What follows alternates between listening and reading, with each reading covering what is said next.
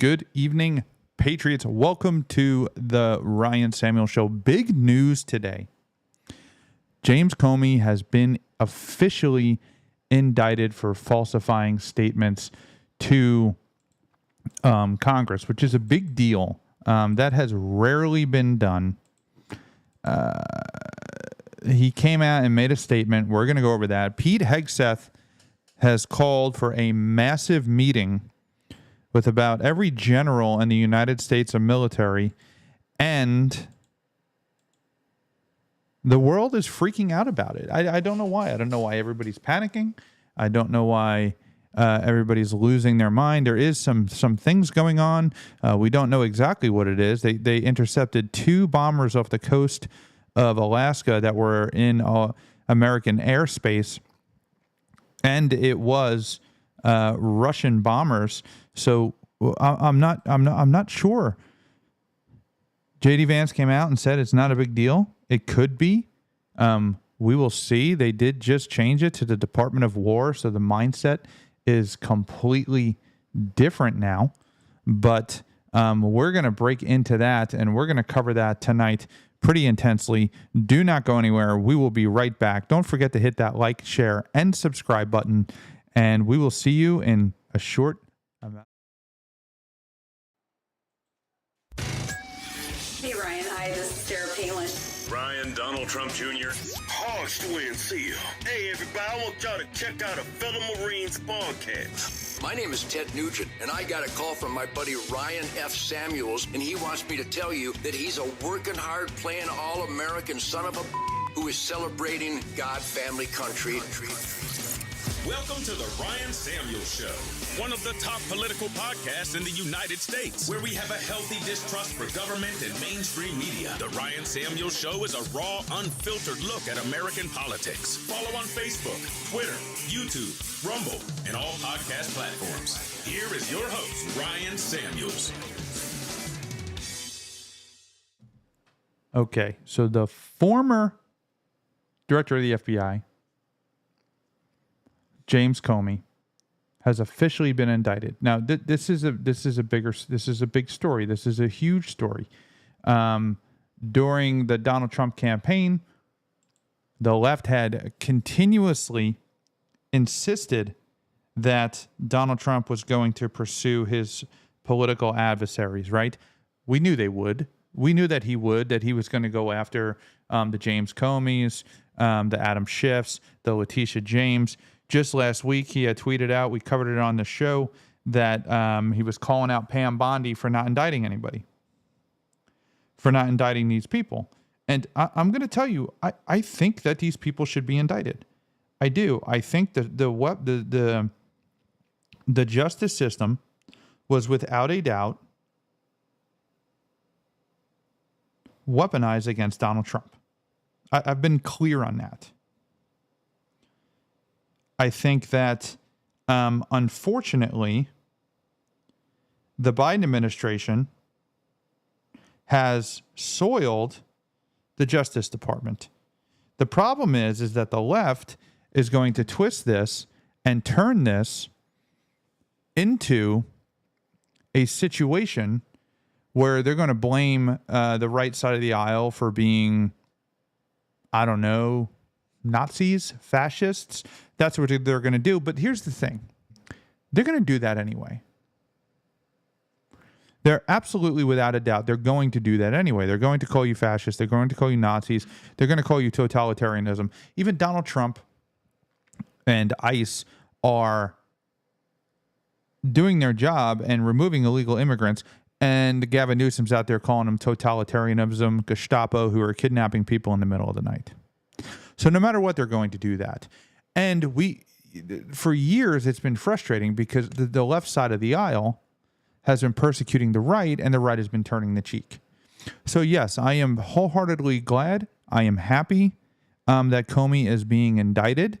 Even if they didn't do it, the Biden administration has already opened the door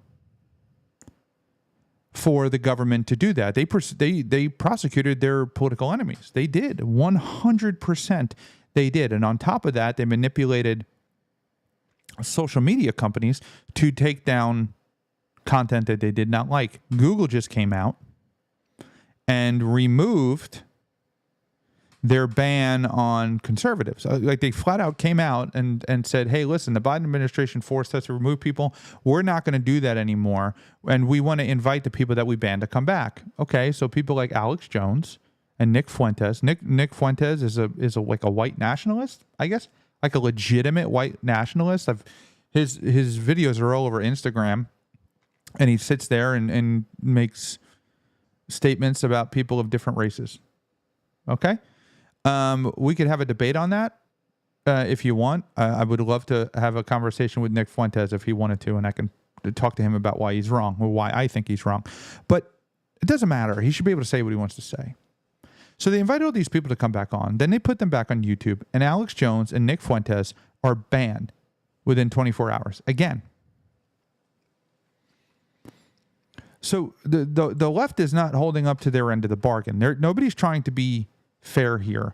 So we're at a precipice. This is serious. This is incredibly serious. This is not a game. We've had 2 assassination attempts on Donald Trump, one where he got shot in the ear. Okay? The left celebrated it and said, we wish that we had a better shooter. We wish somebody could have been better. We wish somebody had better aim. We wish that they actually killed Donald Trump. Okay? Which is horrible and bad, but he didn't actually die. So it was different. Then we had essentially a copycat with Charlie Kirk. Was killed. The guy wrote on ammunition, hey, fascist, catch. And then the left celebrated Charlie Kirk's death and then continued to pretend as if the shooter was not a left-wing extremist. With the shooter's clearly a left-wing extremist, like without a doubt, had some left-wing ideologies. And we talked about it almost every day since it's happened. And now we have another incident with a copycat who has etched anti-ice on bullets and then shot up an ICE facility with a high-powered rifle from an elevated position, and I think killed like 1 or 2 people, and 3 were shot. And they happened to be detainees, so the person's an idiot and then killed himself when the police arrived. So that's what our country is coming to, where we have 2 political parties, one that was in power previously, who used the power of the federal government and the FBI to go after their political opponents, and not just the politicians, people like me, just a low level, right? I'm not some huge famous podcaster. My podcast is popular. It gets millions of views. It's in the top 13. But it's a microcosm of what like the top podcasts get. They get like millions of views a day. I get like maybe millions a month, 5-6 million a month. They came after me. They shut my YouTube down. I was banned from Facebook. I had to rebuild my entire business from scratch, right? Twitter, I never got any traction on Twitter until Elon took over. Then all of a sudden I went from like 100 followers to 10,000. Strange how that works. So they went after everybody with a different political ideology. But now the right's back in power. And now the right is forced to do things to correct those overreaching government actions. And then they're being accused of being the people that the left was when they were in power. So now we have this dichotomy. We have this political dynamic that when the left gets back in, they're going to start going after all the right-wing people, and it's just I don't know how it's going to end, and how it's not going to get worse, and how we're not going to turn into some political persecuting government that's constantly going after the other party until somebody gets in power and then never leaves power. So I think that this needs to be done. I think that James Comey was wrong. I think that he lied. He did it at the behest of the Democratic Party to score political points in favor. I do. And I think those people need to be held accountable. The problem is is that when does this end? When does this tennis match, this tic-tac-toe, this back and forth end? It's going to take somebody to come in, and their primary focus is going to be not to do that and pass laws to decriminalize, not decriminalize, to downsize the size of the federal government and the power and the scope of the federal government. That's really what needs to be done, is that the power needs to be shifted from the federal government back to the states via the 10th Amendment of the Constitution, which says any powers in the Constitution that are not delegated to the federal government shall be left up to the states, right? Because if it's not in the Constitution and it's not a constitutional power for the federal government to have, they do not have that power. That's literally what the Constitution says. The 10th Amendment says that the states have that power. Now, I've had this discussion about like Judeo-Christian values and how they influence society, and people say, "Hey, listen, yeah, there's a separation of church and state." Well, there's not. There's a separation of church and state with the federal government. But at the time the Declaration of Independence was written and the Constitution of the United States was written and passed into law, and the Bill of Rights, all 13 colonies, you had to have, in their constitutions, outline specific requirements for commitments to Judeo-Christian faiths, to Christianity, to belief in some supreme being, right? So the states have that power. Who does not have that power is the federal government. So that's a common misconception, is that some things the federal governments are not allowed to do, like the states can do.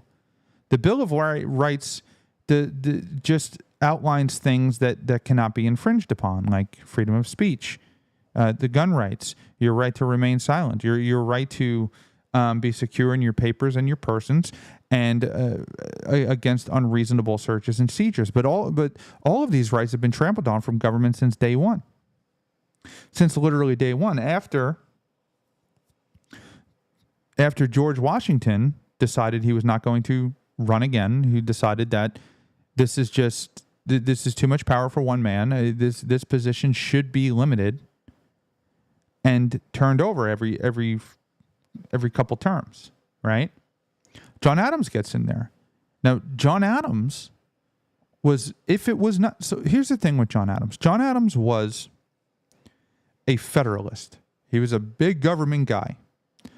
But during independence, he argued for independence harder and stronger and faster than anybody in the Congress, anybody in the Continental Congress. Without John Adams, we would not have a country. I want to be clear about that. Hey, Kat, how are you? Welcome on.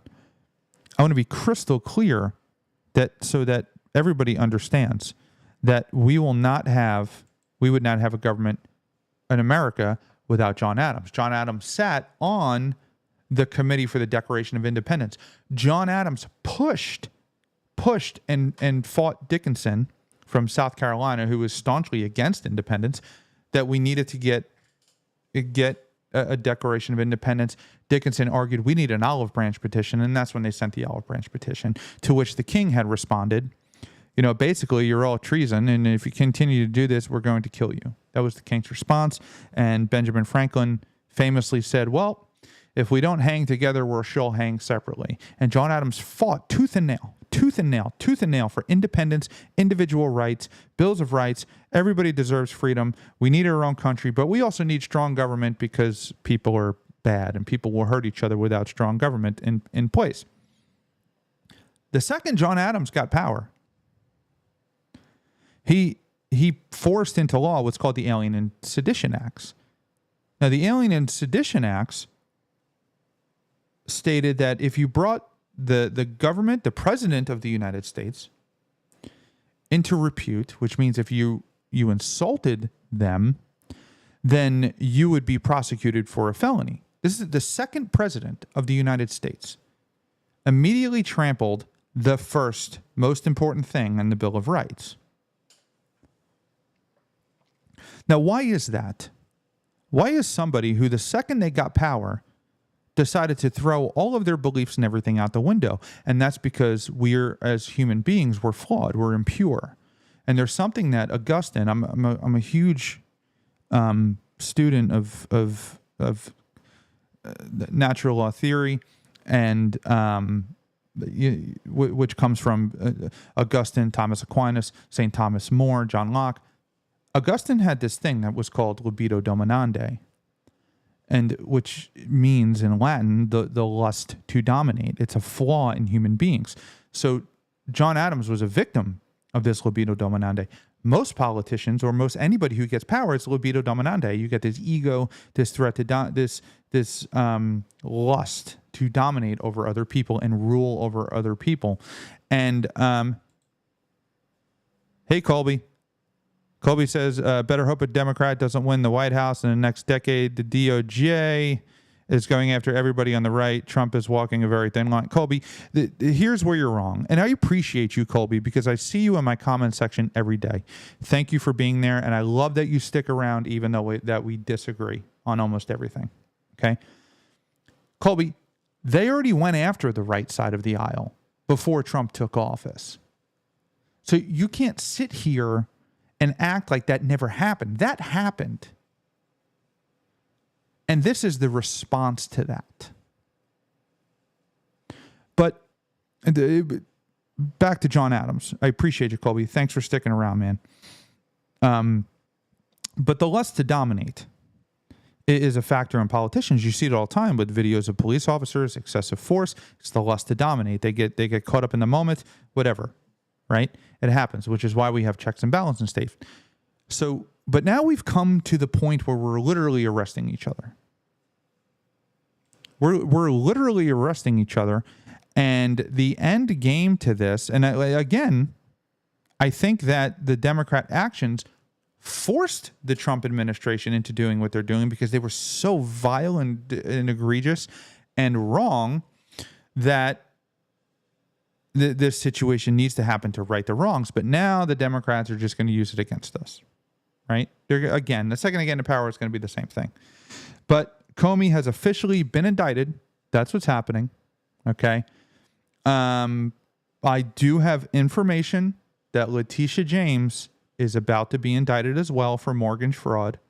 It is highly likely that that is going to happen. Letitia James wrongfully prosecuted Donald Trump and just persecuted him with the intent to keep her out of the White House, along with Fani Willis. It was all a scam. It was all garbage. And that's what got Donald Trump reelected. That's what got him reelected. So here is a report from MSNBC that came out after the announcement of the indictment for James Comey. Three sources familiar tell MSNBC former FBI Director James Comey is expected to be indicted in the coming days. The full extent of the charges being prepared against Comey is unclear. Joining us now, MSNBC Justice and Intelligence correspondent Ken Delanian and MSNBC Senior Investigative Correspondent Carol Lenig. Chris O'Leary, Ashley Parker still with us. Carol, help us understand the reporting. So, Katie, we have some sources who say that for several weeks now, the U.S. Attorney's Office in the Eastern District of Virginia, and actually in offices that are potentially much further south than Alexandria, have been eyeing ways to indict Comey, and they are getting very much closer. The statute of limits, rephrase, they are arguing that Comey, there is evidence to suggest Comey lied to Congress in his testimony on the Hill in September of 2020. And for viewers out in the audience who may not be legally as nerdy as me and Ken, I'll just say that there's a statute of limitations to charge people with the crime of lying to Congress or perjury, and that's 5 years. The 5-year statute runs this month. So what exactly is he accused of lying about, Ken? Well, there was an... So that's the gist of the indictment. They're not going after Comey because he wrongfully went after Donald Trump. They're saying that he lied to Congress. which is a crime. You can't lie to Congress. You can't lie under oath. You can be evasive. You can say, I don't recall. I don't remember. Well, did you do this? I don't remember. I don't recall. You can say that, right? Is that a lie? Yeah, probably. But they can't really prove that your memory was up to par, right? But he didn't choose to do that. He chose to flat out say no, or I did not do that, or absolutely not. Let's watch a clip from his interview with Congress. Do you stand by your House testimony on March 20th that there was no surveillance of the Trump campaign that you're aware of? Correct. You would know about it if there were, is that correct? I think so, yes. Okay. Do you stand by... But allegedly there was. They spied on Trump's campaign. That is the gist of the whole case. But James Comey, I mean, the FBI has been corrupted for a long time. Okay, the FBI has grown way too big, way too powerful, way too out of control, and something needs to be done about that. Same thing with the ATF, with the DEA. The federal government is completely way bigger than our founding fathers would ever imagine or think would exist. And we're not even that far down the road. We're about to be 250 years away from the founding of this country. Yeah, that seems like a long time. But where is it going to be 50 years from now?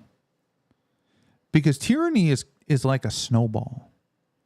It just gets bigger and bigger and faster and faster and bigger and bigger and faster and faster until it comes crashing down at the bottom. And tyranny is going to occur in every government. It's only a matter of time. And the notion that that's not coming, and that there's been rhetoric for decades about limiting the size of the government. We're going to limit the size of the government. We want to limit the size of the government. Even after they get into office, they rarely limit the size of the government. They rarely shrink it in size. I think Donald Trump is the first person to actually kind of do it, get rid of the Board of Education, but that's about it. Ronald Reagan had amazing, awesome speeches and rhetoric, but he definitely increased the size of the federal government and their spending. So it's a natural occurrence in government, and our founding fathers knew that. This is James Comey. Now, this is January 21st, 2021. This is the day after Joe Biden is sworn in as president, right? And he gives this speech on his camera in his office or at his house, and he talks about how important the truth is. Now, this is before he just completely lied. But let's take a look at this clip. Let's look at this video.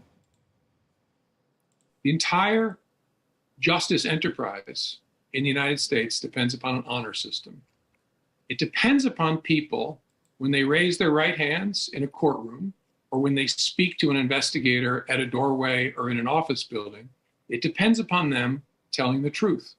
It depends upon them abiding a promise they made to tell the truth, the whole truth, and nothing but the truth. And we are long past the days when that oath was backed in most people by a fear of going to hell. And so it turns out it's an honor system. To get information, to be able to find the truth, and the truth is a real thing. There are facts, there are things in this life that are verifiable or falsifiable. The entire justice system is built around the notion that the truth can be found to a high degree of confidence. But to find it, you have to count on people to tell it to you. And because they might fear to tell it to you or be motivated by greed or other human flaws not to tell it to you, when you encounter a situation where someone has not told you the truth, as a federal employee, as a Department of Justice lawyer, or an investigator, you must pursue that aggressively to send a message to the others who might follow and raise their right hand or speak to an investigating agent, that they will be incentivized to tell the truth, maybe not by fear of going to hell any longer, but by fear of going to jail or being ruined. That honor system has to be enforced with an iron fist so the system will work, so the truth can be found in a reliable way. Okay, that's his statement. This is before he went and lied to Congress. Okay. I'm going to just say something. And I know a lot of you are Trump supporters. I'm a Trump supporter, right? I'm not you've never seen me wear a MAGA hat ever.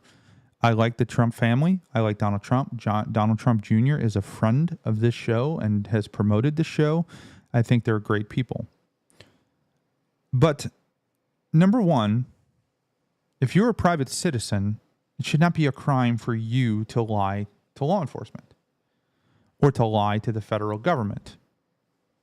Okay? Now, if you're aiding and abetting somebody commit a crime by your lying, or lying that they, we're looking for this person. Have you seen them lately? Oh, yeah, I saw them and they told me they're going to Chicago, but they actually saw them and they told them that they were going to Louisiana. That's like obstruction with justice. You're interfering with the investigation. But for you to sit there and say, nope, haven't seen them, the federal government will come after you for a crime. But there's a little fact here that you may not know as citizens.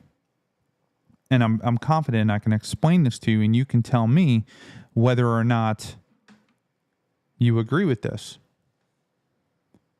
The government can lie to you in pursuit of information. Legally allowed to lie to you in the pursuit of information in order to get you to tell them something. That's not a crime. So if the government's persecuting you and it's illegal to lie, but is illegal for them to lie, do you live in a true and just and free society? The answer is no.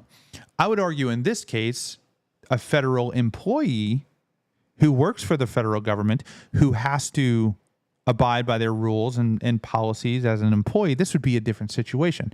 I'm not talking about Comey in that statement. I'm talking about a general rule of lying to the federal government or investigators. I think it's a stupid and incredibly terrible thing to persecute. If you lie in an official document or whatever, you should just have to say, I'm not filling out that document. I'm not writing anything down. Now, you're going to see the right cheer about this. They're going to love this. This is great. This is Comey. And I think it needs to happen because Comey, again, is the head of the FBI. That's a different lie than a citizen who witnessed a crime whose fear of retribution is going to say, I didn't see anything. And then later they find out that this person was a witness to everything, and then they're going to go ahead and charge them with a felony for lying. I think that's absurd and ridiculous. And if you want to lie to the federal government, you should have that right. Sorry. Or the state government. You should have that right. That would be a true and free society where the government can't persecute you as a victim. You didn't hurt anybody by lying. But it's interesting to see that Comey's reaction about what needs to happen to liars, and then he gets caught lying, and now he's persecuted. Here's a clip from Fox.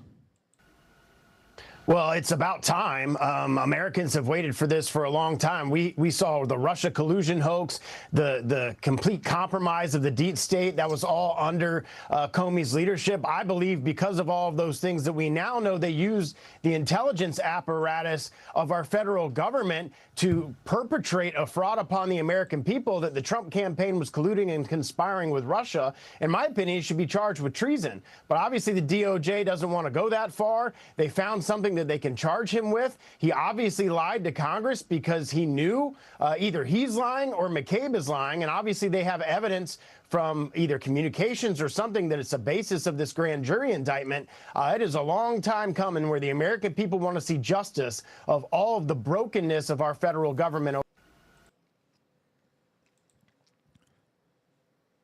If he's lying and they created a fake dossier and a fake Russian scam that the president of the United States is working with Russia and falsified documents for impeachment, yeah, that's treason. That's treason. You should be persecuted for treason. And you know what the punishment for treason is? Death. That's a serious price to pay for trying to essentially overthrow the federal government, which is what the evidence suggests that they did. But this is just going to be the first in many that we're going to see. Here is Tulsi Gabbard on Jesse Waters. Let's hear what she has to say. Do you believe Comey should be in jail? I do. Any other person with a position of influence that he has, people who take very seriously what a guy of his stature, his experience, and what the propaganda media has built him up to be, I'm very concerned for the president's life. We've already seen assassination attempts. I'm very concerned for his life. And James Comey, in my view, should be held accountable and put behind bars for this. I think what James Comey did and participated in is absolutely egregious. And I do think that he should be put behind bars. I do. I'm sorry if you don't agree with that, but hey, F around and find out. Okay? James Comey, now this is shocking to me. Because typically the second you're indicted, the first thing you do is you lawyer up and you keep your mouth shut. The first thing the FBI director does is release a video. He just released it like 3 minutes ago. I have it. We're about to watch it in 30 seconds. But he releases a video. Why are you releasing a video? You're charged with a federal crime that's punishable up to 5 years in a federal prison. You're going to release a statement? Why would you do that? Are you a politician? That's what it sounds like. Let's listen to what he just put out. My family and I have known for years that there are costs to standing up to Donald Trump. Okay. The left seems to think they can do anything that they want to do in the name of stopping Donald Trump, even though the people of the United States of America have elected Donald Trump with the Electoral College and a popular vote, that he was duly elected in a free and fair election, that his term is only limited for 4 years and he cannot run again. They seem to think as long as they put out this lie that he's some totalitarian leader, he's this dictator, he's this fascist, that they can get away with doing anything. And it's not working out, and it's not going to work out. You can't do that. You can't do anything you want in the name of stopping fascism. But we couldn't imagine ourselves living any other way. We will not live on our knees, and you shouldn't either. Somebody that I love dearly recently said that fear is the tool of a tyrant, and she's right. But I'm not afraid, and I hope you're not either. I hope instead you are engaged, you are paying attention, and you will vote like your beloved country depends upon it, which it does. My heart is broken for the Department of Justice, but I have great confidence in the federal judicial system, and I'm innocent. So let's have a trial and keep the faith. He's speaking like he's some leader of some resistance movement.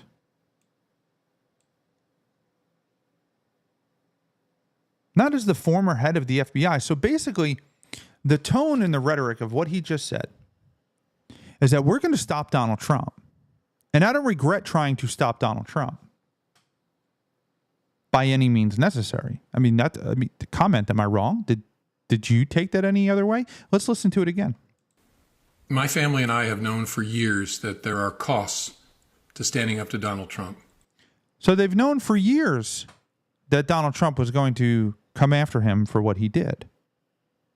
How could he come after you if what you did was right and just and fair? We've never seen presidents persecuting political opponents. The president that you had worked for was persecuting Donald Trump. Under your direction, I might add. But that's what we saw. So now, because you were used as a tool and a weapon to lie, cheat, and steal and try to go after Donald Trump, now you're trying to justify it as, well, no, I'm stopping a fascist. I'm stopping Donald Trump. We're never going to stop trying to stop Donald Trump. That's what he's saying. Listen to his words. But we couldn't imagine ourselves living any other way. We could not imagine ourselves living any other way. Notice he's not insisting that there was no Russia, that he never colluded with Russia, that they didn't spy on his campaign. Notice how he's not saying any of that. He's saying, we're not going to live on our knees. We're going to stand up to Donald Trump. We're going to go after Donald Trump. That's what he's saying. We will not live on our knees, and you shouldn't either. Somebody that I love dearly recently said that fear is the tool of a tyrant, and she's right. But I'm not afraid, and I hope you're not either. I hope instead you are engaged, you are paying attention. It's a political and you speech. will vote like your beloved country depends upon it, which it does. My heart is broken for the Department of Justice. Why? Because they're no longer doing your bidding? But I have great confidence in the federal judicial system, and I'm innocent. So let's have a trial. Like the grandmothers who walked into the Capitol at January 6th? Was that justice?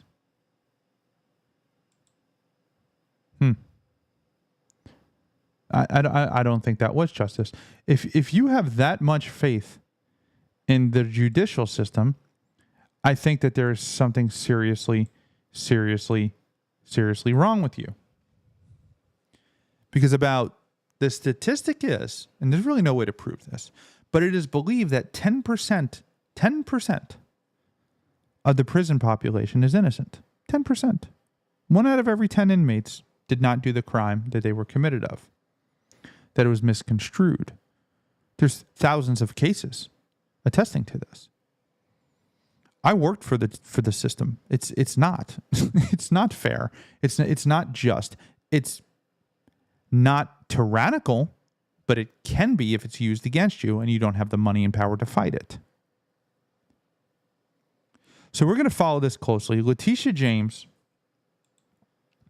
will be indicted. That I can say with extreme confidence that Letitia James is going to be indicted, and that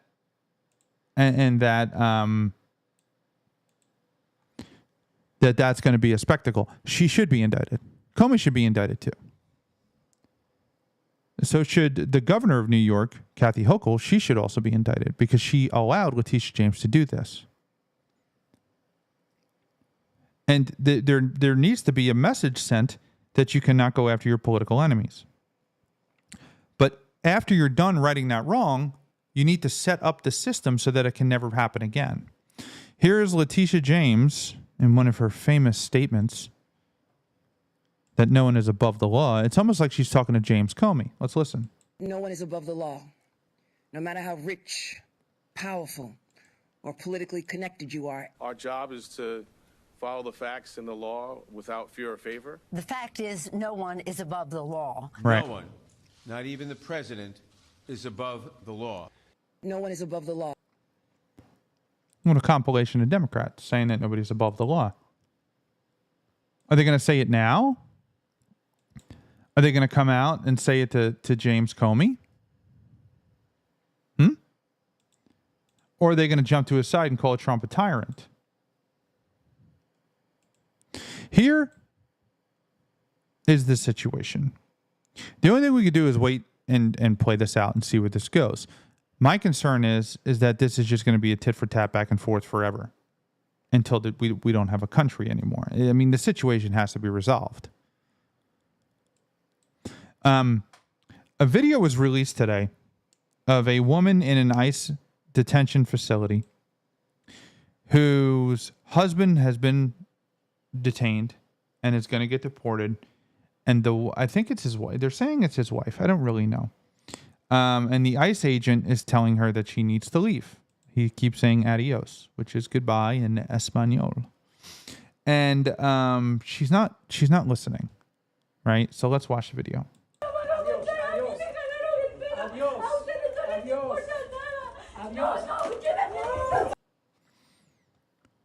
Okay. So there's a couple of things first thing you need to understand is, number one, when officers use force, they're using violence to handle a situation. That's the first thing you need to know. Anytime an officer uses force and or, which force is violence, the public is going to react in a certain way because the public is not subjected to violence on a daily basis. They don't understand it. We got a comment from Mason. Mason says Hillary should be indicted as she spearheaded the Russia collusion hoax, but there's many others that need out of office in the Democrat system, and many should be in prison, to be honest. Yes, Mason, I agree with you. I do. So that's what you need to know, is that officers use violence in a way. Now, if you get up close to an officer, local or federal, and you're in that one arm's distance space, okay? You're in there, you're in a zone that's a threat to them. And if you're acting in a certain way, they can use force to stop you from acting the way that you're acting. So let's watch this whole video, and then we're going to go back and track it again.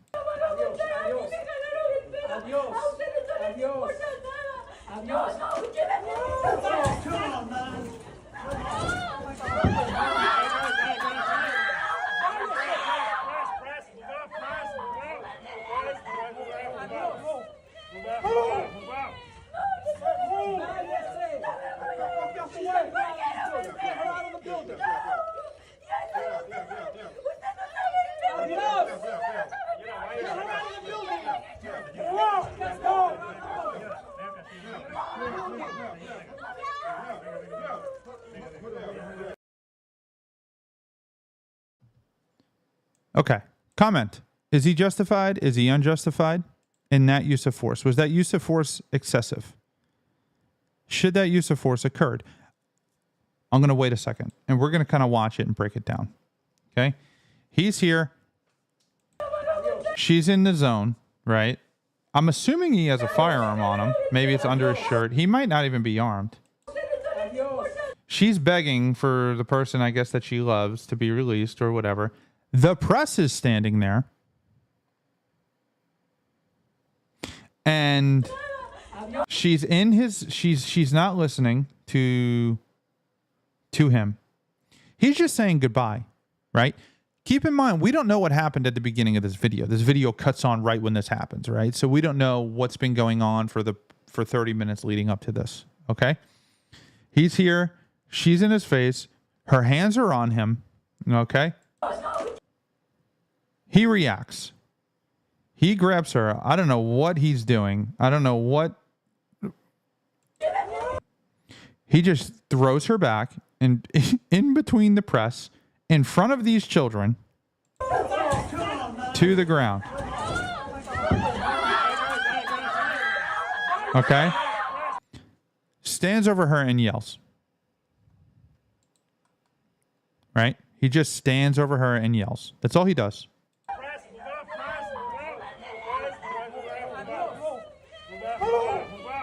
And says adios. A child comes up, and I'm assuming it's their mom, and he's telling them to leave.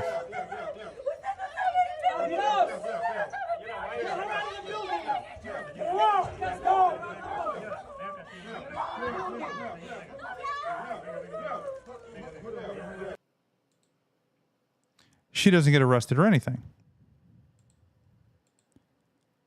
See, here's the problem. There's a term in the police department. It's called POP. That's pissed off police. Okay? And if you use force as a pissed off, like, you should never use force because you are pissed off. People get in your face. They're annoying. They harass you. They have a unique ability to get under your skin. Okay? Adios. He throws her out of frustration. This is not a lawful act from a police officer. Okay? From what I'm seeing. I don't know what happened before. I don't like to Monday morning quarterback cops and say, if I was there, I would have done this. The problem, he has two problems. Problem number one is he didn't use any lawful restraint tactic. He just pushed her. Now, if he would have pushed her and backed up and said, stay out of my space, you're too close, different story. He picked her up, threw her to the ground. Okay. Dude, you put hands on her. You know what you have to do now? You got to throw cuffs on her. But he doesn't do that. He doesn't throw the cuffs on her. What he does is throw her to the ground, stand over her and yell at her, and then tell her she needs to leave. He pushed her and threw her out of frustration. She was in his face. She was close. She was irritating him. She's obviously very upset. Dude, the federal cops really don't deal with that often because they're never really dealing with people on the street. Your local cops deal with that all the time. You know, murder scene, the mom shows up and this 14-year-old gangbanger kid just got friggin' murked by, you know, I was at a crime scene one time. Two kids, call them kids, they were 13 years old, drive-by shooting. I mean, we rolled up and there was two dudes laying on the ground, riddled with bullets. It was 5.56 AR-15. There was literally hundreds of shell casings down the street. We got up there. The two subjects were deceased. The mom was there screaming. We're trying to do CPR for the ambulance to get there. The mom's there. She's in our face. It happens. Okay, this is a different situation. Her husband's not dead. What he did was not really, I would say, necessary. He did it because she wouldn't leave. That's all. It happens. And I'm all about the blue line. I don't think because of what he did, he should go to jail or he should be persecuted or he should necessarily lose his job for the rest of his life and his life should be ruined. Okay? That's not what I'm saying. I'm saying I think that what he did was wrong and he should not have done that. And that's okay for me to have that opinion. But it did not look good. If it doesn't look good to me, it's not going to look good to the public. And it's not going to look good to the people who are already going after ICE. Now, keep in mind, people are shooting up ICE facilities, dude. Right? What happened there was very easy to articulate. Listen, she's in my face. She's up close. I have a weapon on me. I told her to get back multiple times. She refused to. I told her she was trespassed from the property. She needed to leave the property. She did not obey my lawful command. In an effort to stop the situation, in a situation where my life may have been in danger or the people around me may have been in danger because she was so upset and grabbed my firearm, what I did was I detained her. I detained her and I trespassed her and I arrested her for trespassing. That's a different, see the difference between adios, throwing her to the ground. What are you doing, dude? The whole world is in a tizzy today. Not because of that video, but because, number one, 2 Russian bombers were found off the coast of Alaska, which, what are you doing, dude? Putin, what are you doing? Putin came out today and said that NATO has declared war on Russia. We're part of NATO. I don't think that that's what happened. He's flying planes over Poland. There's something going on. Pete Hegseth comes out and wants all of the United States military, all of the generals, to meet at one location in Quantico, the Marine Corps base, Quantico, Virginia. Let's listen to the Fox News report on that. So Secretary of War Pete Hegseth planning a rare in-person meeting with hundreds of top generals and admirals from around the world. Military sources telling Fox News that this is set for Tuesday at a Marine base in Virginia. Chief National Security Correspondent Jennifer Griffin reporting live from the Pentagon. Hi, Jen. Hi, Martha. The meeting, first reported by the Washington Post, has since been confirmed by Fox News. 800 generals, admirals, and their senior enlisted aides have been ordered from their posts around the world to Washington, D.C. to gather in an auditorium at Marine Base Quantico in Virginia on Tuesday. The officers have not been told what the meeting is about. The invitation has sent shockwaves through an already fearful officer corps who have been on the receiving end of angry outbursts by Secretary Hegseth, who routinely threatens to submit them to polygraphs. Some express concerns that bringing all the military brass to one location in D.C. is an unnecessary security risk and question why the meeting cannot be held on a secure video teleconference call, especially at a time of rising global threats and cost-cutting as the government faces a possible shutdown.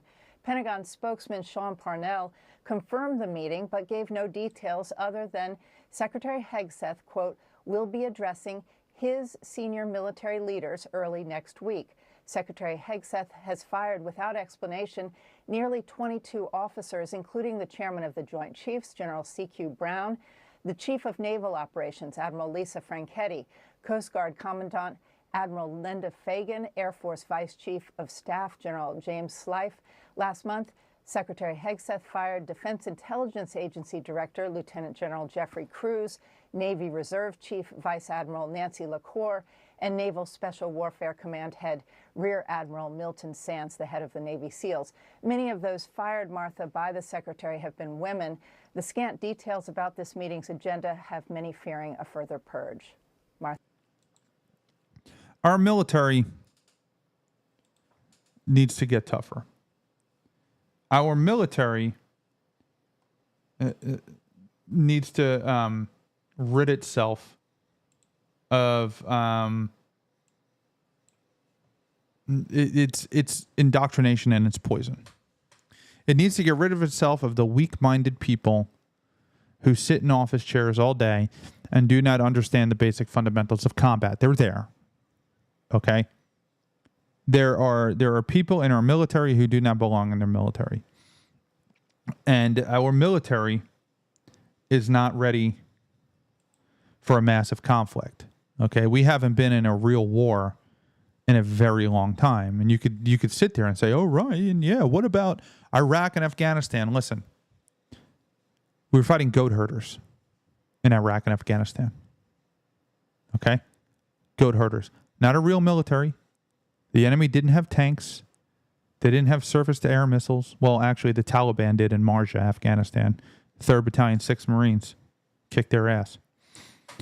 But they didn't have jets. They didn't have helicopters. They didn't have serious weapons. They did not have a proper military. The United States military has not gone to war with an actual military that fought them since Korea? World War II? So we have this arrogance about the United States military. We're the greatest, we're the best. Okay. I can tell you a couple of things about troops around the world. Number one, on even Paris Island, right, which is the toughest Marine Corps boot camp, they're guaranteed 8 hours of sleep a night. They're guaranteed 3 meals a day, unless it's during the crucible. Okay? They train under limitations. You go around the world, they're not getting 8 hours of sleep a day. They're not guaranteed 3 meals a day. They're not safe in their training. Right? When I was on Paris Island, the training was very tough. It was, but I got my 8 hours of sleep. When I was in the Marine Corps, got my Semper Fi MF on. We were getting 8 hours of sleep, but the training was extraordinarily tough. When we went to the swimming pool to swim, we literally had a dude die. He drowned. And the instructor stood around. It was a national news story. It was in, I think, June of 2005, Paris Island death. Right?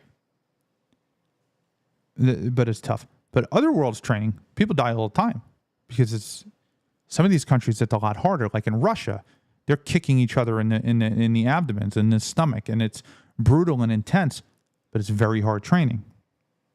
Now take that with your average 19-year-old kid from Iowa today and put them up against the Russian guy who's been getting literally the crap kicked out of him, and now they're in a room and they're hand-to-hand combat. Who do you think is going to win? The guy who's been coddled and guaranteed his 8 hours and treated like a prima donna, or the guy who's been training with nothing? It's a perspective. And I think our troops deserve to be treated with respect and not abused, but the training needs to be intensively hard. And we're seeing that in some areas of the military. Particularly, we're seeing it in the tier one forces, your Delta forces, your SEAL Team 6s. You're seeing it in your MARSOC Raiders. These are tier 2 levels. Your Army Ranger battalions, some Ranger battalions. You're seeing really tough training. But the majority of our military is not like super hard or combat focused. You got individuals in the Navy and the Air Force, and they're weighing 300-400 pounds. Like, they're not combat ready. So our military, it's a problem, is what I'm saying. The United States military is weighing significantly too much on technology rather than individual troop performance and durability and sustainability and training and cross-training and the ability to actually fight wars. That's what Pete Hegseth was brought in there to do. So the military, the media comes back and they act like, oh, what is he doing? Exactly what he said he was going to do. Exactly what we voted for him to do. That's what Pete Hegseth is doing. He's purging the military of this nonsense that should not even be there. Period. And I'll just say this right now. Women do not belong in combat. You can sit at home. You can be your little blue-haired, nose ring wearing, gauge in your ear, liberal feminist who wants women in combat. And I'll tell you you're wrong. And I'll tell you why you're wrong. For a couple of reasons. Reason number one, I was in the Marine Corps from 2005 to 2010. There was 2 wars going on. There was Iraq and Afghanistan. When I was in the beginning, women were not allowed in combat when I joined. By the end, when Obama got in, they passed so that women could be in combat. Do you know what all of the women in the Marine Corps that I knew said? No way. That's not what I signed up for. I don't want to go to combat. I'm 6'4", like 260 pounds. Okay? If I get shot or step on an IED and my leg gets blown off and there's somebody next to me, they need to be able to be physically fit enough to carry me out of there. And you're going to say, oh, well, Ryan, these women are. These women aren't. No, they're not. They're not. That's where they have to lower the standards in order to allow them in. Right? And I'm all about women. And I'm not saying women don't belong in the military. That's not what I'm saying. I think women should belong in the military. I think they have awesome, amazing, great roles. I think that like the female pilots are incredible. They have a different perspective on things, a much higher attention to detail. Well, with some things like the one of the pilots that bombed a nuclear facility with the B-2 bombers in Iran. Phenomenal. Yeah, that's great. They're not in physical combat. They're not kicking down doors and getting into knife fights with frickin' terrorists or with the enemy when they're searching a building. That's a different scenario. If you want a prime example, just look at, trans women in women's sports. Look at men in women's sports. That's a prime example. The worst performer on the men's team goes to the professional women team and becomes the greatest performer. Women are not built to be that way. Are there some? Yeah, Ronda Rousey. Yeah, great. Awesome. Ultimate fighter. Killer. More than half of the country, the amateurs, could just pummel her. That's the reality of the situation, and it's not demeaning or degrading. That's the truth. But Pete Hegseth feels the same way. He wrote it in his book. It's absolutely true. And we need to get back to where we have a United States military that is combat ready to defend this nation against all enemies. China is growing their military. They're pumping out like an aircraft carrier a day, which we do not have the capability to do. They have millions of more people than we do. China's entire purpose of their military growth is to build a force that can fight the United States. They're allied with Russia. Russia was just off the coast of Alaska with bombers. probing us, testing us. Russia has nuclear weapons. China has nuclear weapons. The United States needs to be combat ready. We have been spoiled. We have fought enemies that really have not been super resistant or hard fighters in probably since Vietnam. Probably since Vietnam. So if the United States was to go to war with China or Russia, with Russia's heating up and NATO, we would be relying on technology and not necessarily troop movement. That's the truth. Here's a video of Trump saying something. I'm not sure what he's saying, but they're trying to blow it up. Let's listen. You guys know what this represents? Tell us, sir. Maybe it's the calm before the storm. What's the storm? Could be the calm before the storm. They're trying to say, because they have everybody together and they're getting prepared for this giant meeting, that it's going to be the calm before the storm, that something's coming. We have the world's great military people in this room, I will tell you that. And we're going to have a great evening. Thank you all for coming. What storm, Mr. President? You'll find out. Give us a hint on your answers. Thank you, everybody. Thank you very much. So what's coming? This is what they said, right? Trump also likes to joke around a lot. And he likes to push buttons. Here is CBS reporting on this high-level meeting that the United States military is about to embark in. The Secretary of Defense is taking the unusual step of calling hundreds of generals and admirals to meet with him. Charlie D'Agata is at the Pentagon. The meeting is set for next Tuesday at the Quantico Marine Corps base in Virginia. A gathering of this size in person on such short notice is rare, if not unprecedented. There are around 800 general-level officers in the armed forces. It's not clear how many have been summoned or exactly why they've been summoned, even from active war zones around the world. Defense Secretary Hegseth has already ordered a 20% reduction in four-star officers, and he's fired more than a dozen military leaders. One retired general told us Hegseth may use the meeting to outline future reductions. We're going to see. We're going to see what's happening. We're going to see what's coming. Here's Trump in the Oval Office answering a reporter's question about it. Secretary Hegseth is inviting military leaders from all around the country on Tuesday. Will you also be there? From all around the country to what? To Virginia. He's inviting the generals and admirals to Virginia for a big meeting. Well, I know. I love it. I mean, I think it's great. Let him be friendly. Let him be friendly with the generals and admirals from all over the world. Why? Is there something? No, but is there something wrong with it? And what is it about? Will you be there personally as well? And what is it about? Well, I'll be there if they want me, but why is that such a big deal? I mean, the fact that we're getting along with the generals and admirals from all. Remember, I'm the president of peace. It's good to get along. It's good. You act like this is a bad thing. Isn't it nice that people are coming from all over the world to be with us? It's not particularly unusual that generals who report to the Secretary of War and then to the President of the United States are coming to speak with the Secretary of War. It's actually not unusual at all, and I think it's odd that you guys have made it into such a big story. Is it a big story? I mean, I don't think it is, sir. I would think it's no, but isn't it a good story? I mean.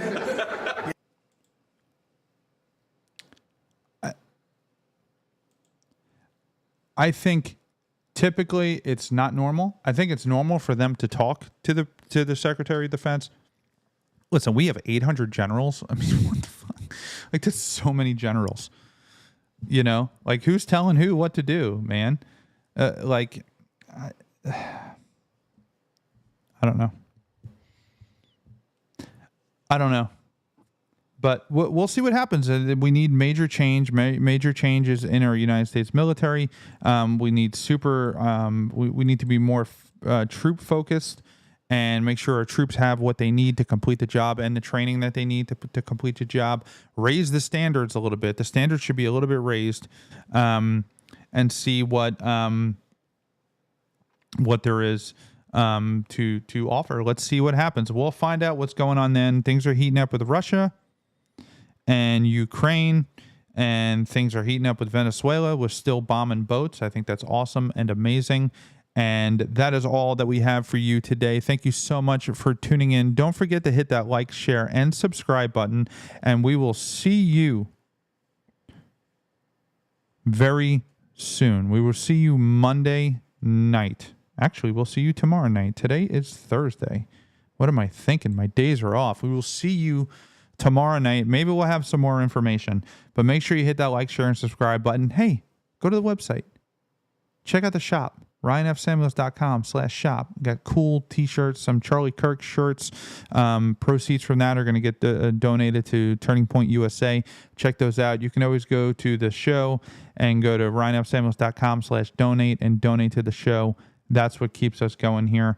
I appreciate all of you. God bless you. God bless your families, and God bless the United States of America. Thanks for tuning in to The Ryan Samuels Show. Don't forget to like, share, and subscribe.